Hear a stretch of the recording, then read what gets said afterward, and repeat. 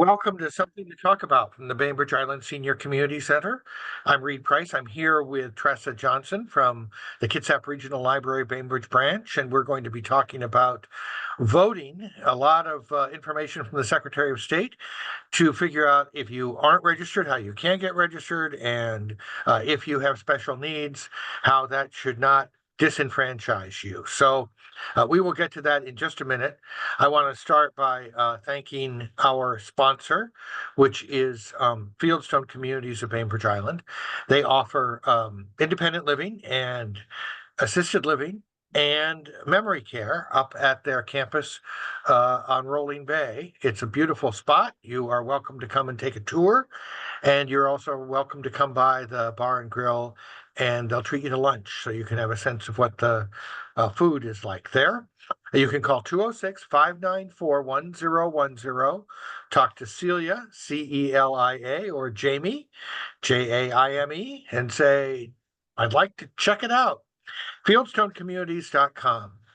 We also want to acknowledge that we are meeting on the ancestral homeland of the Suquamish tribe, the people of the clear salt water, who have lived on the waters of the Salish Sea since time immemorial. We are grateful for their stewardship, and we are learning from that stewardship of these lands and waters. I really appreciate your coming, Tressa, and talking to us a little bit about the resources that are available to us so we can all exercise our franchise and participate in the upcoming elections. Thanks, Reed. Yes, democracy is a process. So here we are participating. I'm going to talk mostly today about a program that comes out of the Secretary of State's office, the Washington Secretary of State's office. And it's called VoteWa.gov. And a brief sort of who, what, when, where. This is the statewide portal to elections information. It was launched in 2019, it's fairly recent, but it was updated just last December in 2023. So if you've used it before, it has changed just a little bit. You can access this tool from a phone, from a tablet, from a computer. If you don't have a computer at home, you're welcome to come to the library. You can access via the computers at the library. How is it used? Well, this tool is, you can register to vote, you can update your address, you can look up your elected officials, track your ballot, you can look at what is going to be on the ballot for you. I think of it as like a personalized voter pamphlet, and we're going to look at that in just a little bit. You can also print a replacement ballot. So you cannot vote online. However, if you lose your ballot, if it is ruined for some reason, you can print a new one, and you can print it, vote, and then put it in an envelope and either drop it in a voting box or put it in the USPS mail. So we'll talk a little bit about that. The other thing you can do, and this is the first year I've heard about it, so it may or may not be new, but you can sign up for text notices. And why would you want to do that? They will text you, so when your ballot leaves the auditor's office, when it's being sent to your home, the address on record, they'll send you a text, let you know it's on its way. Once you vote and you return it, they will text to let you know that they have received your ballot. They will also text you once it's been processed so that you know that your vote has been counted. Alternately, if there is some issue with your ballot, for example, if they cannot verify your signature, they will send you a text to let you know that in order for your ballot to be counted, they do need that verification, and they'll tell you how to go about doing that. You can sign up for text messages via VoteWa.gov. I tried it yesterday, and I thought it was a little bit I didn't like it. You can simply text them the word vote, and I'm going to talk about that in just a little bit. I've created a PowerPoint so once we've registered to vote, certain bits of personal information become public record. And that includes our name, our address, and our birth date. Although it is public record, I've chosen not to sort of throw it out into YouTube. So instead of doing a live demonstration, I have created a PowerPoint. It does limit us a little bit, but I do think that it will give you an opportunity to see what's there so that you can go and explore it yourself. Okay, and we can also talk about resources if we need help later on. Absolutely, absolutely. So let me go ahead and let's see. I'm going to share my screen. And Okay, there you go. That's right. pretty clear. There you go. That's how you can sign up for texting to get notified via text. Very clear. Okay. And this information is included elsewhere in the PowerPoint. So this is the website. This is the home page that you will see. You know, up at the top on the left, you'll see the web address. It's simply VoteWa.gov. Fairly easy to remember. And just underneath that, I wanted to point out, again, on the left, that the website is available not only in English, but also Spanish, Chinese, Vietnamese, Somali, Russian, and Korean. So those are options that exist. Let's see. So as I said, there is some information that becomes public record once you register to vote. There is other information that will remain confidential: your signature, your driver's license number, and the last 4 digits of your social security number. And I think it is, I'm a librarian. I think it's important to know these things. Just be aware of what information of yours has been shared, can be shared.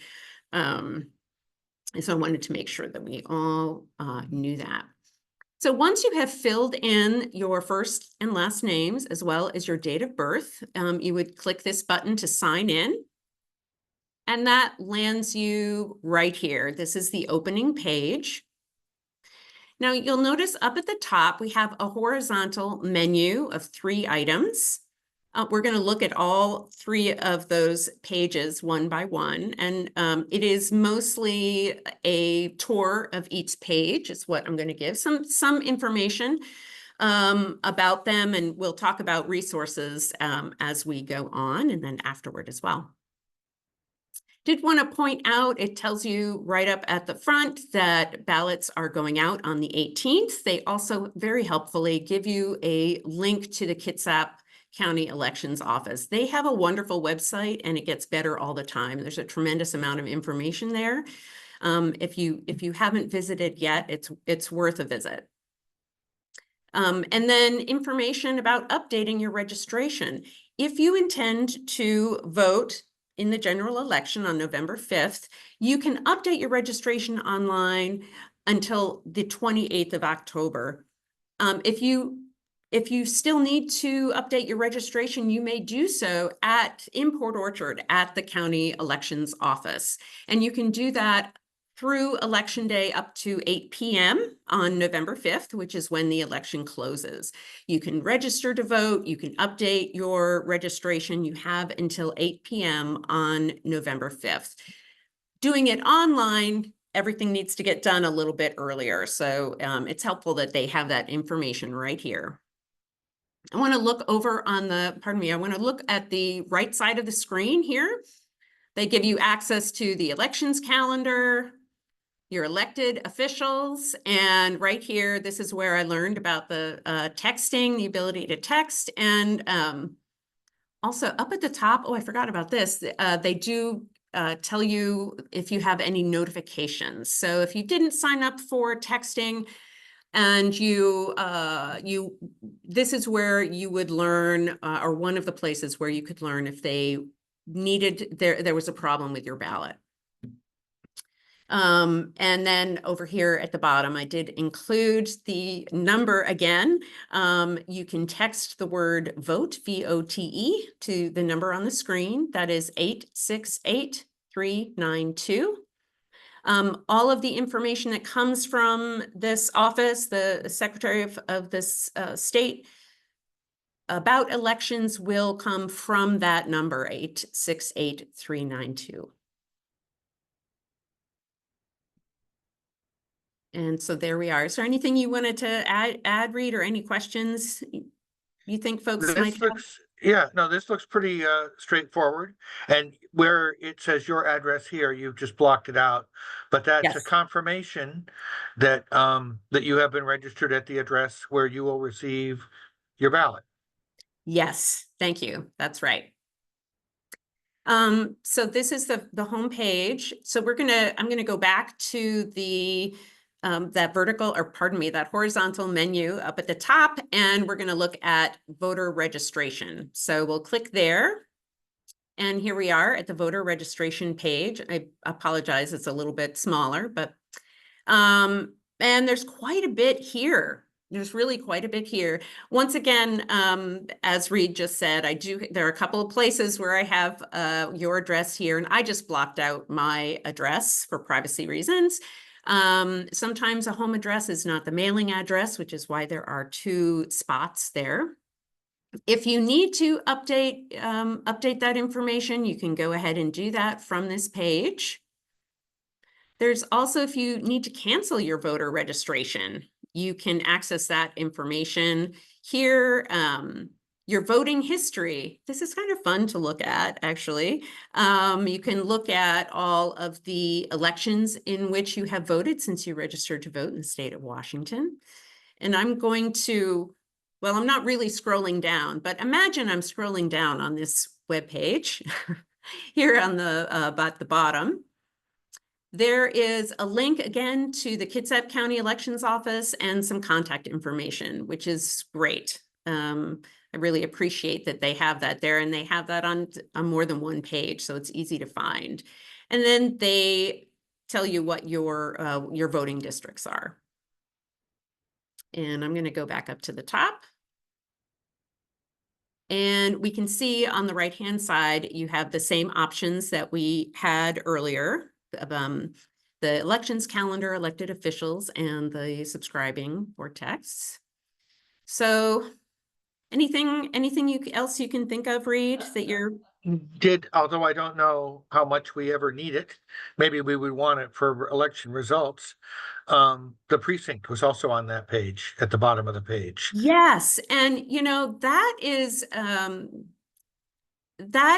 nice. The districts, that's just for your informational purposes. Yeah, so kind of, okay, I'll be voting in the for Congressional District 6, Legislative District 23. So You can see, when I look at the voting maps, what my precinct neighbors also voted for, if I care. And if somebody tells you that they're your precinct committee, your precinct chairman, you can find out. Yes, yes. And I want to point out to folks watching that I referred to the districts, but if you go just above that, to just above where the auditor's contact information is, that's where the precinct name is. So I misspoke there. Thanks, Reed. And let's see, here we are back at the top of that page. And we'll direct your attention to that menu up at the top, and let's take a look at this 3rd page, your ballot and voting materials. Here we are. So there's so much here.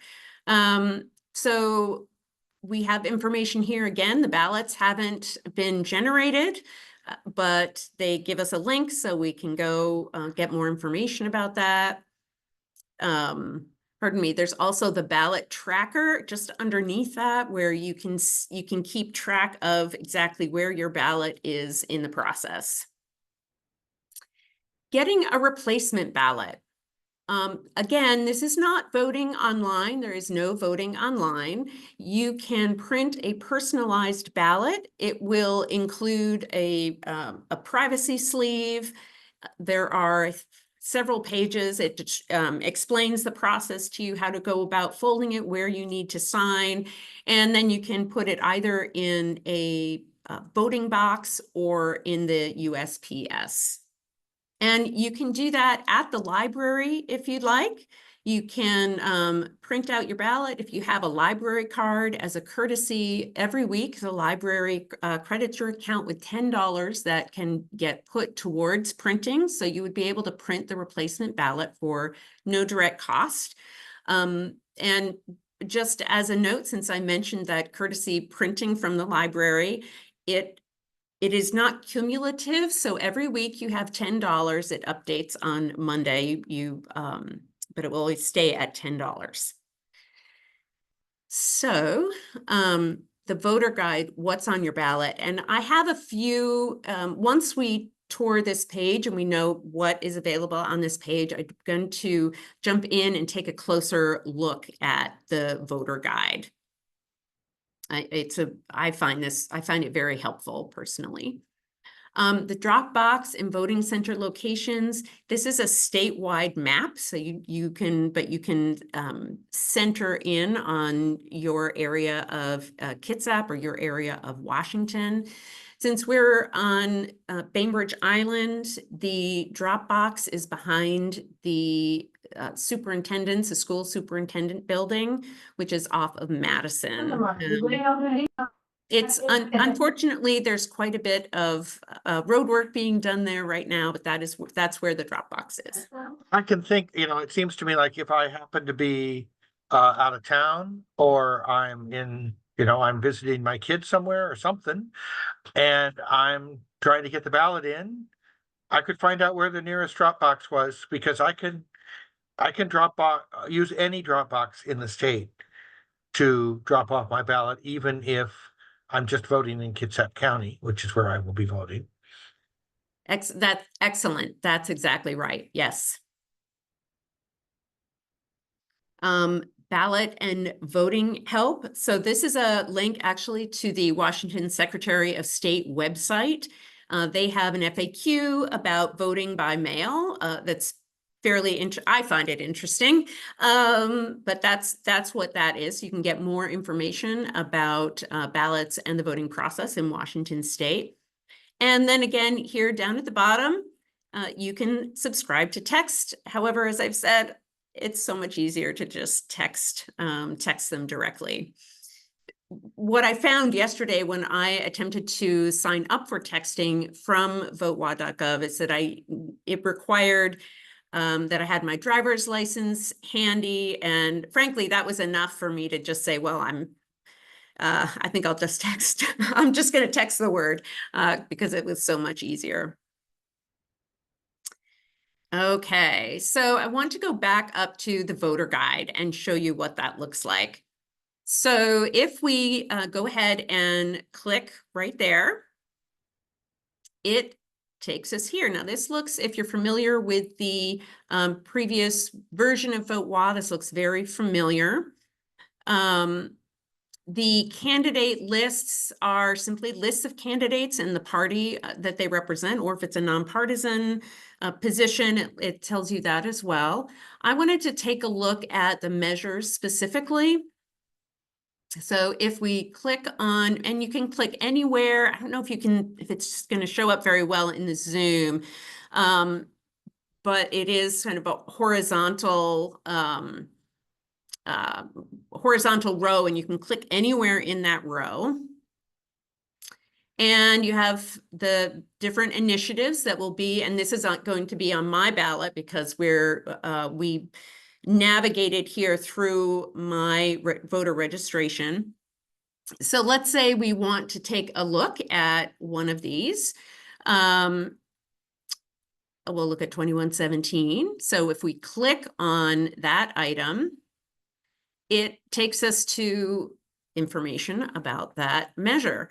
Now, here at the top, again, we have a vertical menu. There are 4 items on the menu, and I'm not going to explore each of those 4. I wanted to give viewers a tour so that you know what's available. And if you're interested, you're able to take a look for yourself if this, for whatever measures are going to be on your ballot.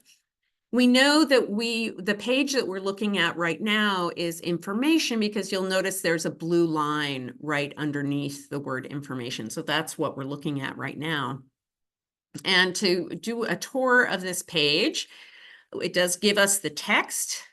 You'll notice underneath it says, should this measure be enacted into law, yes or no? This is not, you can't mark this page. It's simply informational. This is what will appear on your ballot. So when you go to vote, you'll have that, that's what you're doing. You're voting up or down, yes or no.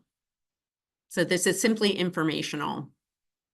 On the other side of the page, you'll see on the right, you can also find out more about campaign contributions, and you can get the full text of the measure. And that, together with that initial horizontal menu, do I keep saying that it's vertical? I think I do, but Well, it's you've been horizontal. saying horizontal. Okay, good. So there's quite a bit of information here. It's fairly with a computer, particularly if you have a mouse, it's not difficult to navigate. As my son would say, just take a deep breath and read the page. That's what he's told me that more than once. But so all of this is to say there's quite a bit of information here about the items that you will see on your individualized ballot. So when you're done here on the bottom left, we'll click back. And here we are again at the main page that shows me all of the things that will be on my ballot. Now, once I looked here, I wanted to go back to the VoteWa.gov.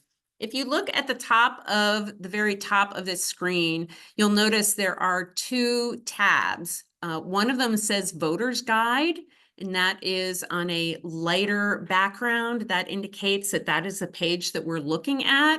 There's also this tab to the left, VoteWa Voter Portal, and that's where we were earlier. So I'm gonna, so if I wanted to go back to that voter portal, I would look at the top of the screen for that tab, what they call a tab, and I would click on it, and that would take us back to the last place I was at the VoteWa.gov website. And I think if I'm right, I think that is the end of the slides. Is it? Yes. Okay, so let me stop sharing. Okay. There's a lot of information on that website, which is great because if you misplaced your guide or are just interested in using your internet to do it, you can explore a lot of information. And you also said that one of the choices there is to actually, you're going to get the ballot that you're going to see. So you can figure out whether you're going to be voting for the South Kitsap County Commissioner or not. Exactly. Now, the library, we are going to have a display in the library. I'm not sure exactly when it will go up. I anticipate sometime next week, and we will have an iPad on display that is fixed on the VoteWa website. So if someone is in the library and you're kind of curious, you can go in and sign in with your first and last names and your birth date. We've created a little faux voting booth, so you have some privacy.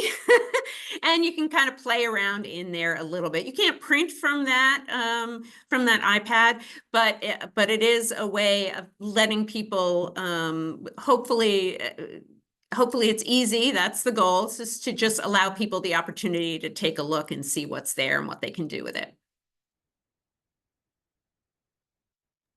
I was going to point out, if this is a good time, that the League of Women Voters does a lot of information. That's one of their idea of spreading the importance of democracy and getting involved.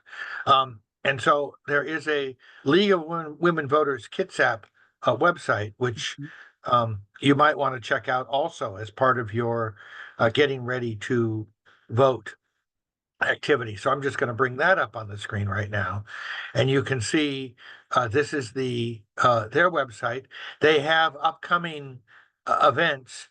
They have an event calendar which shows you that there are candidate forums coming up that you can watch, some in person, all on Zoom, and you've already missed some, but fear not, because there's also event recordings.